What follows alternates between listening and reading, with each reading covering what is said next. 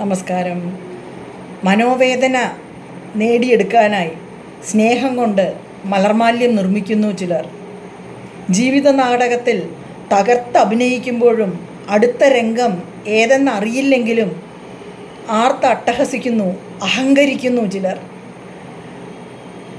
മനസ്സാ മണ്ണിലേക്ക് സ്നേഹത്തിൻ്റെയും വിശ്വാസത്തിൻ്റെയും കരുതലിൻ്റെയും വെള്ളവും വളവും നൽകി അതിനെ പുഷ്ടിപ്പെടുത്തി നമുക്ക് തിരിച്ചു വരുമെന്ന് കാത്തിരിക്കുന്നു ചിലർ.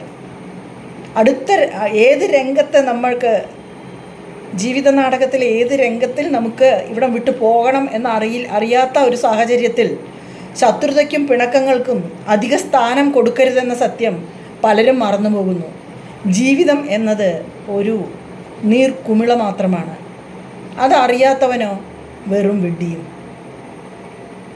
ജീവിതത്തിനെ പറ്റി ഈ ചില ചെറിയ നുറുങ്ങുകൾ ഒന്ന് ആലോചിച്ച് നോക്കൂ കേട്ടോ.